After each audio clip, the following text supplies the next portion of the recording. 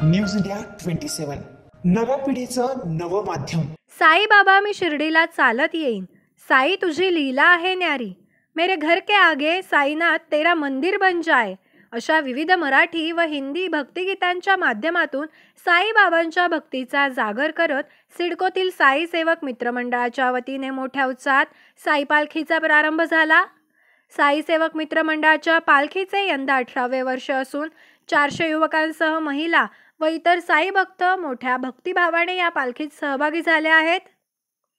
पालखीचे वैशिष्ट्य म्हणजे यावर्षीही श्री साईबाबा व दत्त महाराजांची भव्य मूर्तीचा देखावा तयार करण्यात आला आहे।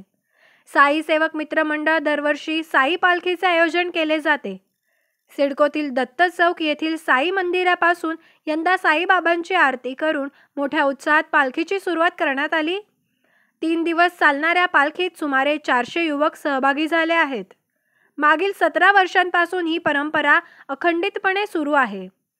महत्त्वाचे म्हणजे कोरोना काळातही ही पालखी 5 ते 7 जण मिळून काढण्यात आली होती।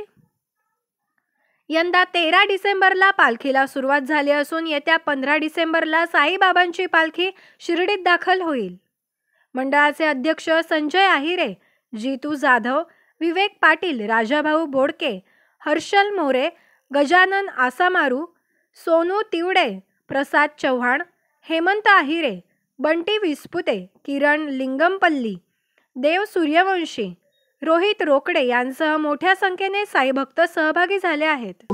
आता 11 वर्ष आहे, एकदम गुणगुणाने आम्ही पालखी काढत आहोत। एकदम सगळ्या गोष्टी एकदम व्यवस्थित सगळं नियोजन आम्ही संजय झालो, विवेक झाला, राजाभाऊ झाले, मी झालो, आम्ही सगळा मित्र परिवार आमचा काही सदस्य आणि म्हणून सगळं काही 11 वर्षापासून हे गाडं आम्ही ओढत आणलेलं आहे। त्याच्या पुढे बी असंच हे आमचे जे काही लहान बंधू असतील, आमचे लहान बंधू हे सगळं काही पुढे मिळवलं। आणि दुसरं असं की आम्ही कोरोना काळात बी आमचा पालखीचा खंडना करता आम्ही पालखी काढलेली होती।